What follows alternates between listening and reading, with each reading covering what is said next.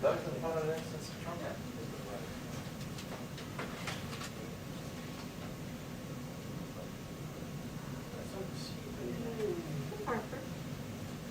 Hey, Nice to meet you. how are you? Good, how are you? Good. Good to see you. Jen Psaki. That's Doug. Are you supposed to be in the tight corner or Doug? You're in the tight corner. You Go back see your there. mic, right? Yes, I I see. Okay. Okay. Yeah, that's Doug's Great, spot. thank You gotta climb over people and. We'll just go like this. You're inconveniencing him. Right? You're inconveniencing him. Yeah, but that's like, Look at this guy, man. No, no. all over each other. Let's go this here for 1 second. He's already put his Stop name. it, you pick up and you can talk. Anything else you'd like for us to change for you, Jim? Outrageous. This is outrageous. I'm viewing from my cameraman.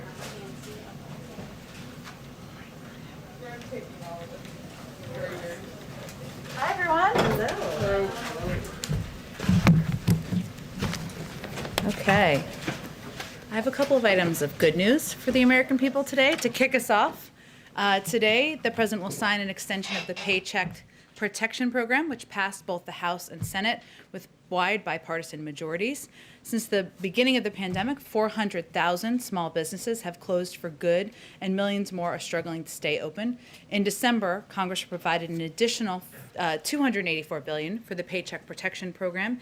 In just 2 months, we've approved over $200 billion worth of forgivable loans to more than 3 million small businesses. And in this round, we've distributed a greater share of relief to very small businesses. So today, the president will sign the Extension Act into law. We want small businesses to know that help is here, and they now have until May 31st to apply. As we do every week, Jeff Zients hosted a call with governors from across the country. He, of course, provided them an update on what the president announced yesterday, that by April 19th, 90% of adults in the U.S. will be eligible for vaccination. 90% will have a vaccination site within 5 miles of where they will live. This will be made possible by increasing the federal retail pharmacy program from 17,000 to nearly 40,000 stores nationwide, a program that started out as a pilot and has been very successful. He also announced there'll be an increase of supply to over 33 million vaccine doses across all of our channels, which is going to help meet the needs with the moving forward of the eligibility timeline. Another update in terms of are getting the checks out to people.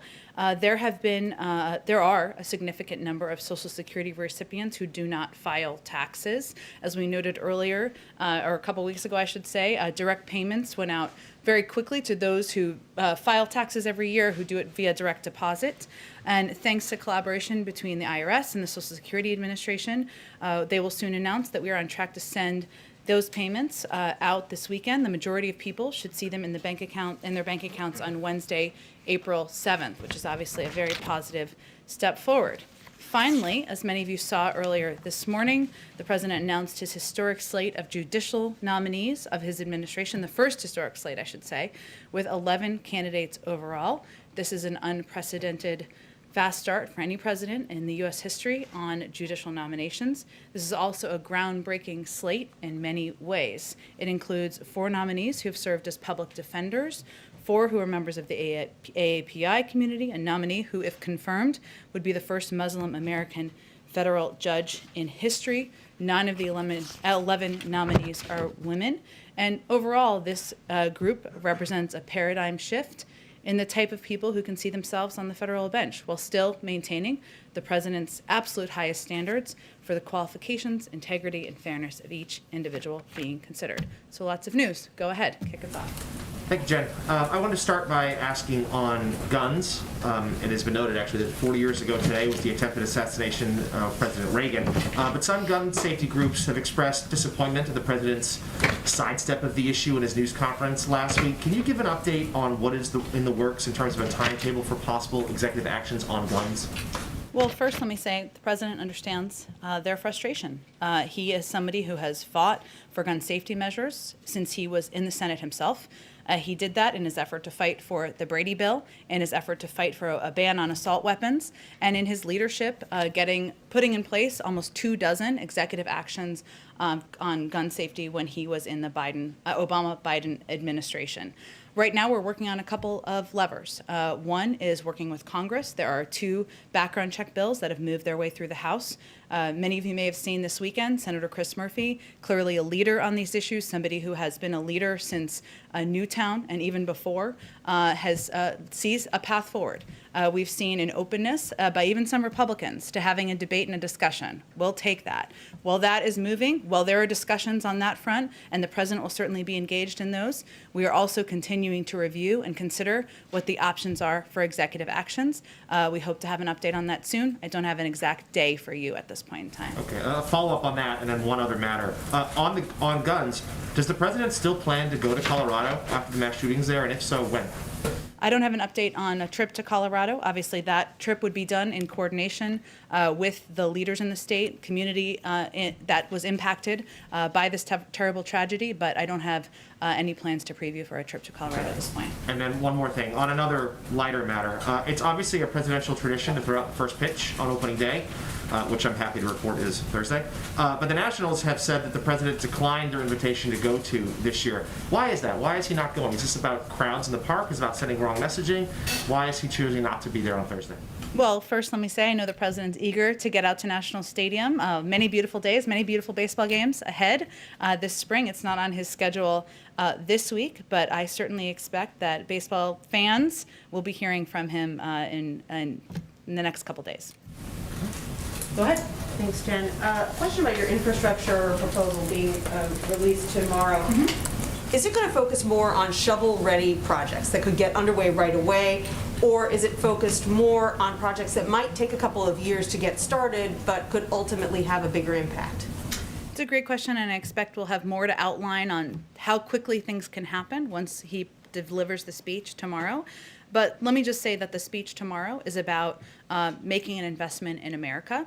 Not just modernizing our roads, our railways, our bridges, but building an infrastructure of the future. So some of it is certainly infrastructure shovel-ready projects. Some of it is how do we expand broadband access. Some of it is ensuring that we are addressing the needs in people's homes and communities. So there are a range of components that he'll talk about when he proposes his ideas tomorrow, when he lays that out in his speech in Pittsburgh. And how much more should wealthy Americans expect to pay? Will the top marginal rate go back to 39.6% under this proposal? Well, I expect that tomorrow, again, the speech is really about his vision for creating jobs, good-paying union jobs, and really investing in the industries of the future. But he thinks it's the responsible thing to do, to propose a way to pay for that over time. So, and he also believes that there's more that can be done to make the corporate tax code fair. And so I expect that will be the focus of his remarks on taxes tomorrow. And what about the estate tax? Is that something you're also considering increasing? Again, I'm not going to get too far ahead of the president's own speech and proposal, and I know we'll be previewing it more in the next 24 hours, but he believes that there's more that can be done to make the corporate tax code fair, to reward work, not wealth, to ensure that we can invest in the future industries that are going to help all people in this country. And one other topic, 23 countries have signed on to the idea of this WHO treaty that would improve information sharing during future pandemics. Why hasn't the U.S. signed on to that? Well, we believe it's vital in working with international partners in other countries, and of course strengthening and reforming our international efforts as it relates to addressing pandemics and future pandemics. We do have some concerns primarily about the timing and launching into negotiations for a new treaty right now, and we believe that could divert attention away from substantive issues regarding the response, preparedness for future pandemic threats, and we believe that should be our focus currently, but we're certainly open to looking for continued collaboration with the global community. Thank you. Go ahead. Does President Biden believe that the millions of Americans who lost loved ones to COVID-19 deserve a better response than one that they've gotten from the WHO? In terms of looking into origins for COVID-19? Well, I think he believes that the American people, the global community, the medical experts, the doctors, all of the people who've been working to save lives, the families who have lost loved ones, all deserve greater transparency. They deserve better information. They deserve steps that are taken by the global community to provide that. So there was an extensive statement put out by a number of countries, including the US, but let me highlight, we're still reviewing the report, but let me highlight some of the concerns that have come up to date. The report lacks crucial data, information, and access. It represents a partial and incomplete picture. There was a joint statement, as I noted, that was put out. We also welcome a similar statement from the EU and EU members, sending a clear message the global community shares these concerns. There are steps from here that we believe should be taken. There's a second stage in this process that we believe should be led by international and independent experts. They should have unfettered access to data. They should be able to ask questions of people who are on the ground at this point in time, and that's a step the WHO could take. And that statement says that the U.S. joins these countries in expressing shared concerns. But the statement, quite frankly, is pretty bureaucratic and perhaps does not meet the moment of the seriousness of the crisis here in this country in terms of the death toll. So what is the White House's actual reaction to this report from the WHO? Was it simply inadequate? Well, the report is still being reviewed by our team of experts. 17 experts are reviewing it. But you know the headline of it, and it's not sufficient. We agree. So. And we have long said, as I just stated, it lacks crucial data, information, it lacks access, it lacks transparency.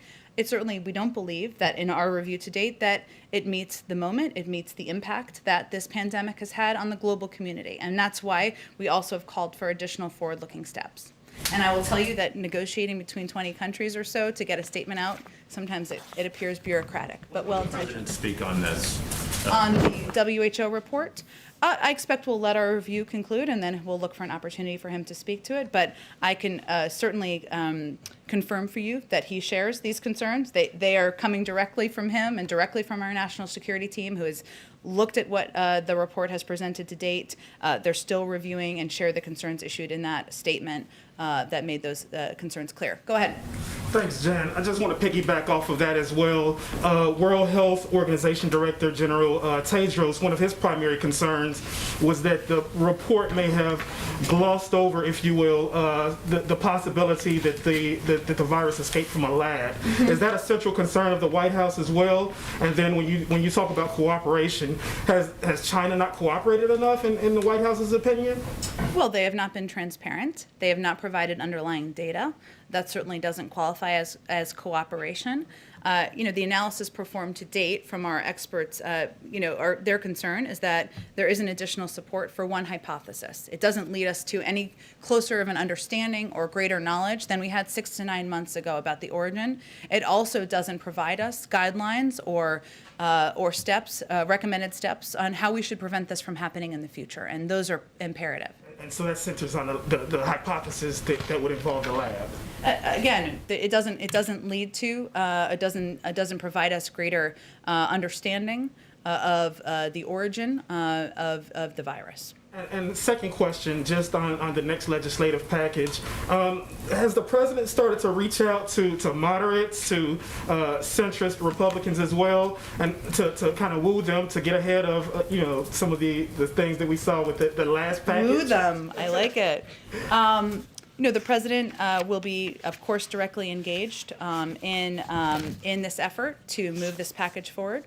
I will say that what he views his role is laying out what a vision is, a broad vision, a bold vision for how we can invest in America, American workers, our communities. We're also, though, very open to hearing ideas and proposals from members of Congress, Democrats or Republicans. We know that 80% or more of people in this country, Democrats and Republicans, support investing in infrastructure. And of course they will. Of course they do. We're 13th in the world as it relates to infrastructure. We're one of the wealthiest countries in the world. That doesn't make a lot of sense to most people across the country. More than 1/3 of bridges in this country need repair. That's 231,000. That's a lot of bridges. 1 in 5 miles, or 886,000 miles of our highways and major roads are in poor conditions. those aren't issues where Democrats just have concerns. Republicans have concerns, independents, people who don't see themselves as political. And he believes that we can't afford not to invest in improving our infrastructure. There are questions about people may have different ideas about how to pay for it. We're open to hearing them. So hopefully people will bring forward ideas. Last question. The skinny budget is due out this week. What programs or agencies should we expect to see a boost in funding? I know people love the term skinny budget, but is actually just a discretionary guide. So it should be out soon, and we'll wait for it to come out, and then I'm sure we'll have an update from our our own B team. Go ahead, Kristen. Thank you, Jen. Could you provide a bit more insight into why the White House has felt the need over the last few days to really clarify the Vice President's role at the border? Was that something that she requested a clarification on? I actually think that members of the media deserve to have an understanding of what her exact role was, and the president, when he was the vice president, played a very specific role too, where he was running point on the Northern Triangle. He told the story at the press conference last week about how the president called him back from Turkey, I think it was, and he wants the vice president to play a similar role, and engaging with these countries, engaging with their leaders, figuring out how to invest best, how to work in partnership, how to prevent corruption from taking over, to put in place steps that will make the journey less desirable. That is certainly a big assignment, and one the president is confident the vice president will take on and do well. So is the plan always for her to focus on the Northern Triangle countries, the root causes, as opposed to the border, or did something change? That was always the plan, and that was the announcement. Okay. I'd like to find out what the White House thinks about what's happening in San Diego, where some public school teachers are providing in-person instruction at the San Diego Convention Center to migrant children before their own public school students. And these kids, of course, about 130,000 of them, have been at home doing online learning for about a year now. So what does the White House think about that? Well, I know you guys have done a fair amount of reporting on this, so maybe you'll have more details. As I understand it, San Diego public schools are opening in early April. April 12th to hybrid learning. Okay. And students will be back in the classroom. And as I understand it, this is related part-time. And certainly, you know, our objective from the White House, opening up 5 days a week, majority of schools across the country. And they're on spring break right now. And this is related to volunteering or being paid. I'm not even sure. You'd have to ask the local school district during spring break for these migrant kids.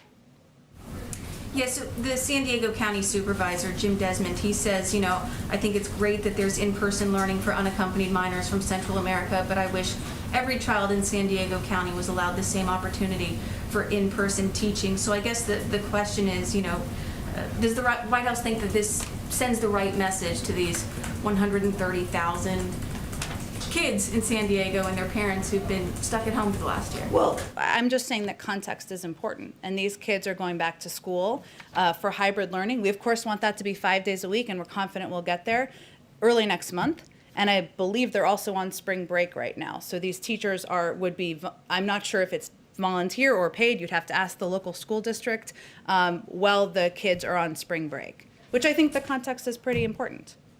Okay, and I've got one more question, sorry, about space. Go ahead. You know, the Biden administration, they just announced its intention to retain the National Space Council, and this is on top of the White House voicing its support for the Space Force, Yes. NASA's Artemis program. I mean, these are 3 programs or policies that President Trump and the Trump administration put in place. So would it be fair to say that space is and space policy is one of the few areas where President Biden actually agrees with his predecessor?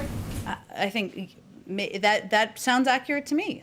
Look, I think the president believes that the National Space Council, as you just conveyed or just asked about, provides an opportunity to generate national space policy strategies, synchronize on America's space activities at a time of unprecedented activity. It's also an opportunity to generate by America's own activities in space. So it certainly is a program, or a council, I should say, he's excited to keep in place, and one, I think it's fair to say he agrees with the past administration's maintaining the program. Go ahead in the back. The White House has been talking about a lot of different types of infrastructure over the last few weeks leading up to the announcement tomorrow. Can you give us a sense of what the general breakdown is going to be on, clean energy and climate type projects versus roads and bridges?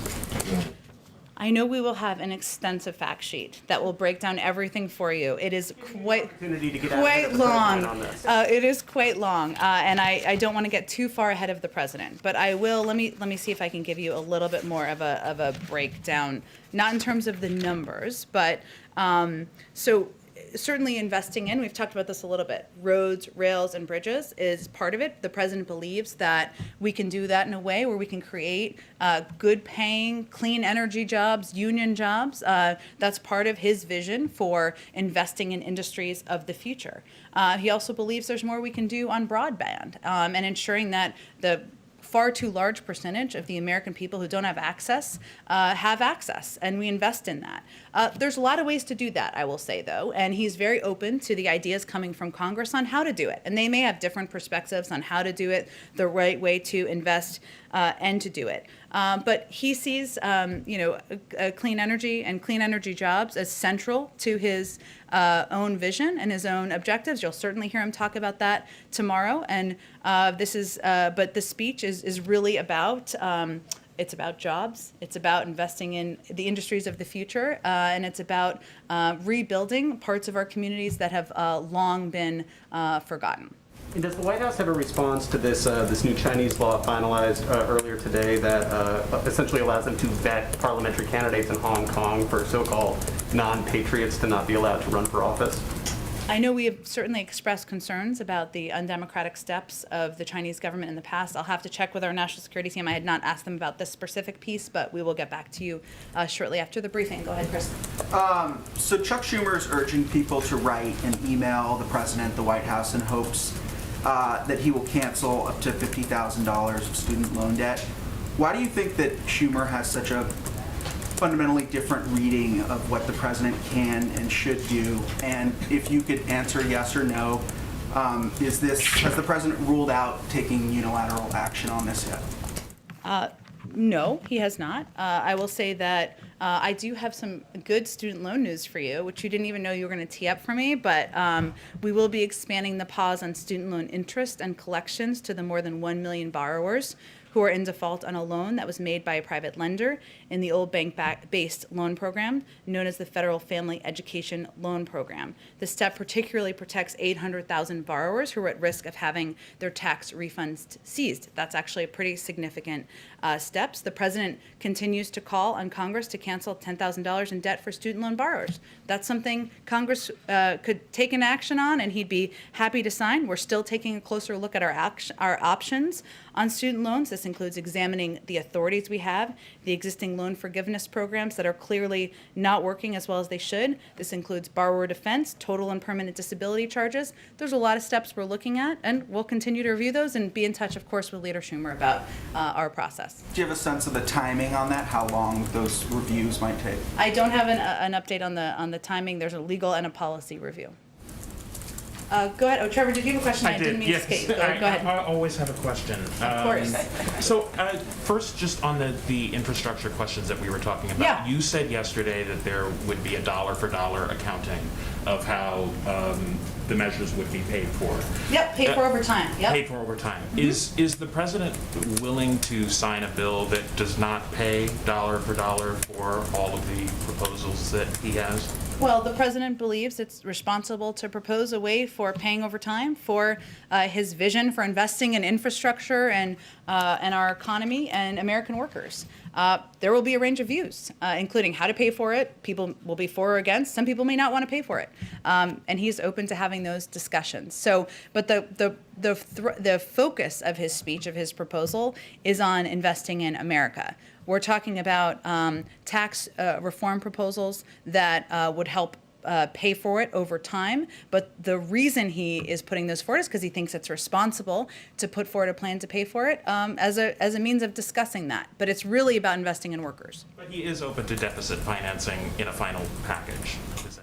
Again, I think we haven't even proposed the speech yet. There will be a range of views on Capitol Hill, as we all certainly know. He's proposing a way to pay for his proposals over time. We'll look forward to hearing from members of Congress on how they want to approach it, given there's such strong support for infrastructure investment across the country. Okay, and just on a quick one on foreign policy. Mm-hmm. Iran has come out and basically already rejected a proposal that you haven't even put on the table yet about relaxing some of the sanctions against them to get them to come to the table. They say all of the sanctions need to be relaxed before they'll consider any changes on enrichment.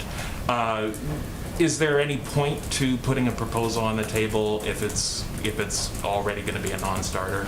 Well, we remain committed to pursuing a diplomatic process to determine a way forward. Sometimes that takes some time, and we certainly have found that in the past as it relates to negotiations with Iran. We remain ready to re-engage in meaningful diplomacy to achieve a mutual return to compliance with the JCPOA commitments. And that offer to discuss and engage is on the table. Go ahead. Thanks, Jen. One quick follow-up on space and then two others. Sure. So, Vice President Pence had a pretty public-facing role with National Space Council. He was kind of involved in the policy making. I know it's a new thing here, but Vice President Harris had a similar involvement with the Space Council on her end.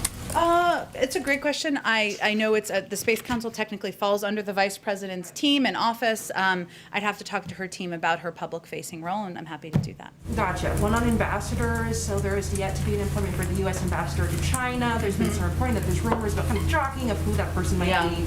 Any updates on the appointment timeline, even a short list for that posting? I know I've seen a lot of names reported out there, some of which would be great choices, but I don't have an update on the timeline for announcing the nomination of ambassadors. For the summertime, anything broad? Certainly hope so, but I don't have an update on when the president will make any decisions. One quick one on the Supreme Court. So about a year ago, I would say, President Biden, then candidate Biden, committed to putting a black woman on the Supreme Court. Of course, today's appointments and news kind of generate some buzz on who those folks might be. Is there any update, anything you could advance for us on Vice President Biden's efforts to put a black person on the Supreme Court, any kind of shortlist situation to that end? It would require there being an opening on the Supreme Court, of course. There is not an opening on the Supreme Court. Look, I think there is an incredible group of nominees the president announced today. As someone who served for 17 years on the Senate Judiciary Committee as chairman and ranking member, he has a long history on judicial appointments. This is a priority for him, but our focus is on getting the Senate to confirm these group of nominees and to continue to build a pipeline of additional highly qualified nominees who are going to reflect the values the president has outlined. Is that commitment's on the table? Of course, to nominate an African-American woman to the Supreme Court? Yes, absolutely. It certainly is. Yeah. Go ahead. Yes, one more follow-up on the WHO. Is the president disappointed with the WHO? Does he believe they're not up to the task? I think what the statement makes clear is that we remain, that was issued by the State Department today, is that we remain confident in the role of the WHO. We look to be a contributing member of the WHO. We have some concerns, as I've expressed, about the analysis that's been done so far about the report, and we think that steps can be taken moving forward in the second stage of the review to ameliorate some of those. Go ahead. Thank you, Jen. I wanted to ask a few questions. First, I wanted to follow up on something President Biden said Wednesday when he was tasking Vice President Harris with managing root causes of the border crisis. He said that in addition to doing that, she has, quote, about 5 other major things she's handling. Could you clarify what those are? Well, first, some of it is we have not yet announced yet, so I won't get ahead of those.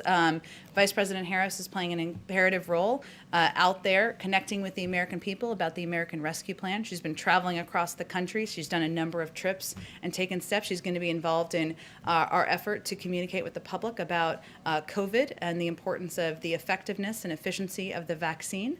And we'll have more to say soon. A quick follow-up on a question I asked last week about the White House and the marijuana policy that impacted some fired staffers. You indicated that things might be different if marijuana was federally legal. And actually, the Democrats in the Senate, led by Majority Leader Chuck Schumer, are preparing a bill to end federal prohibition of marijuana. Does President Biden support that? He spoke about this on the campaign. He believes in decriminalizing the use of marijuana, but his position has not changed.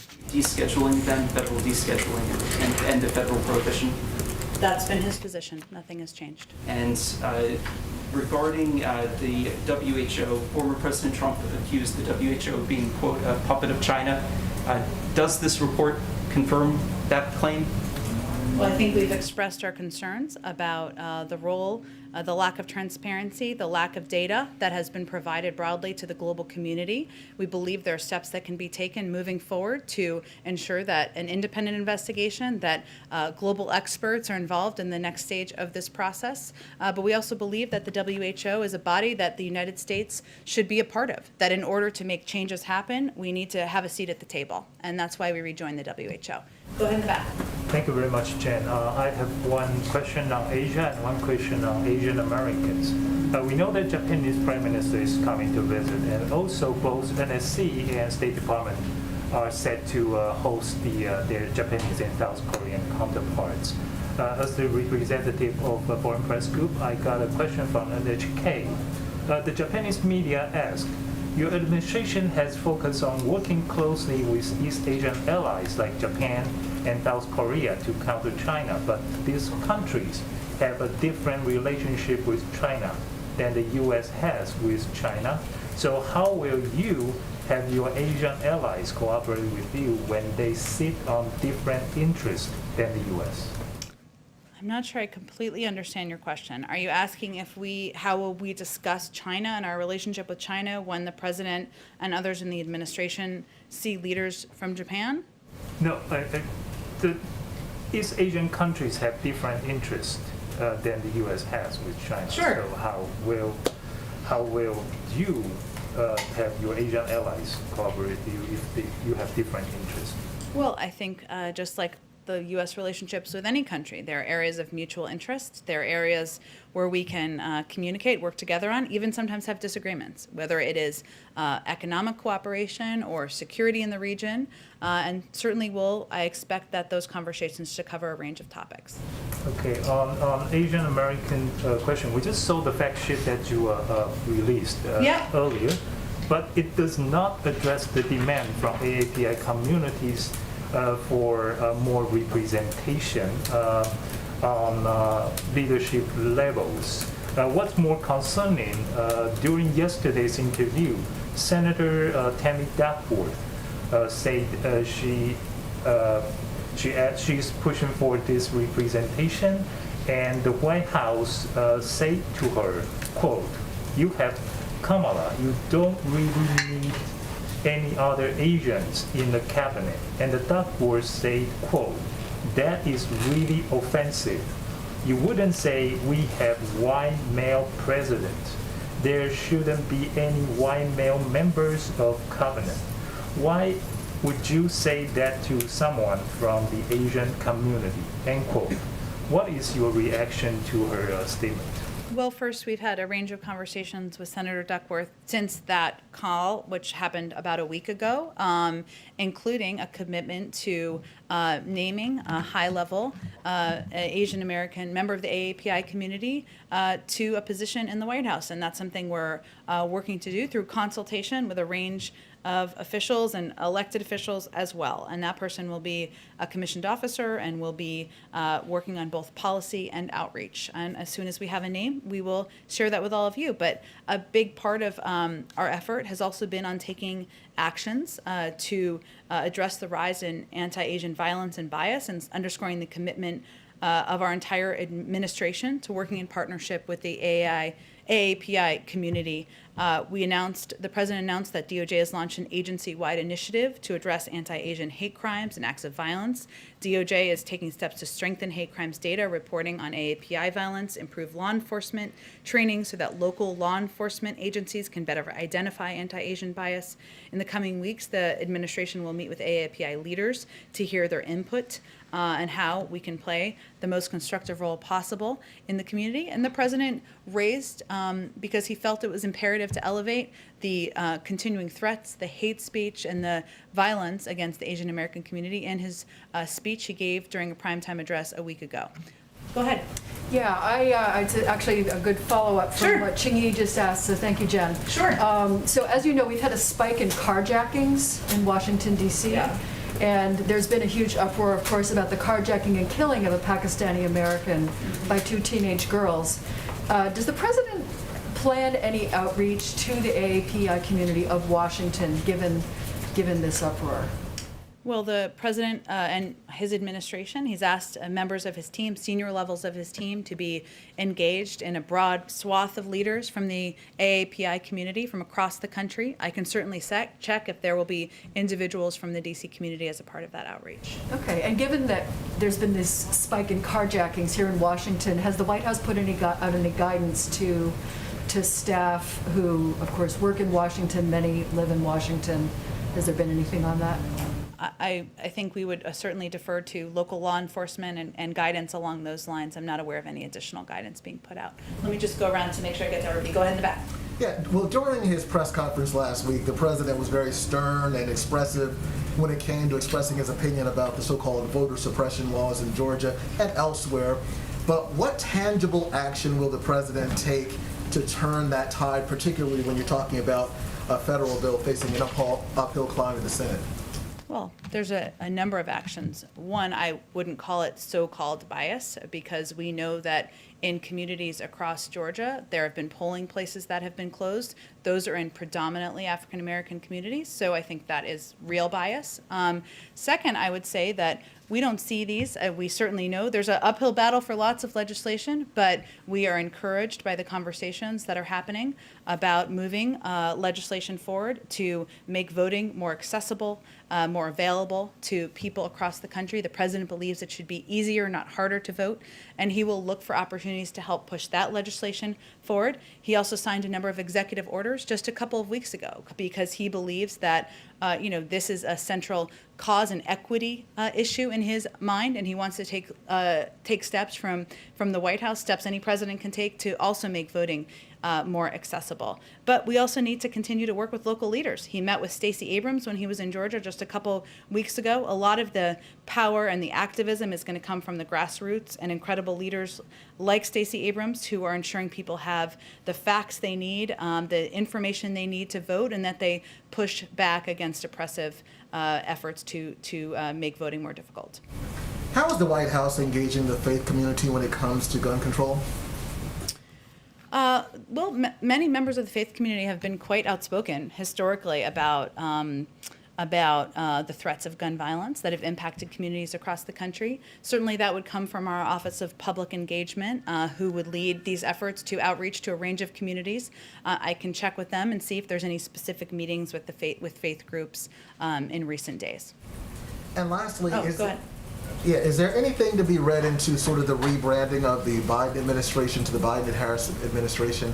Is it a rebranding? Well, when you look on the website, it's it's Biden Harris, and that's not been necessarily the norm of the past. Is there any message being sent by that, or what's meant to be, what can be extrapolated from that? I would take from it that Vice President Harris is an important partner. She's the first in the room, the last in the room on most occasions if she's in town and not traveling around the country. It's a reflection of the important role that she will play moving forward. Go ahead. In speaking with several governors' offices that were on the call with the White House this morning, it's come to our attention that there were not a lot of questions or really any questions or pushback on the comments yesterday from both the president and Dr. Walensky, advising state and local governments against rolling back mask mandates. Just given the fact that there were no questions or really any dialogue, at least according to our reporting right now, what is the level of concern from the White House at the effect 24 hours after the president raising his voice on this? Dr. Walensky is certainly raising her voice on this. I mean, are governors sort of going their own way and ignoring you all? I don't think we see it that way, Jeff, but I would say that one of the ways we can impact people across the country is by acknowledging this is hard. We've been at war with this virus for a long time. And to reiterate, as the president did yesterday, as Dr. Walensky did yesterday, that we continue to be at war with the virus. But the way we feel we can be most impactful is not just through words, but is through actions. And so as we have seen an uptick, we've also taken an accelerating threat, I should say. We've also accelerated our response, and we've moved up universal shot date for most Americans by 2 weeks, increased vaccine supply to states, doubled the number of pharmacies getting supply, more than doubled, opened more mass vaccination centers. We know that the more people who can get vaccinated, the more accessible it is, the more effective we are going to be, and that's where we're putting our efforts. Is there enough concern from governors based on the call this morning, do you believe? I was not on the call this morning. I think the president's speaking not just to governors, but to people across the country, to business owners, to local elected officials.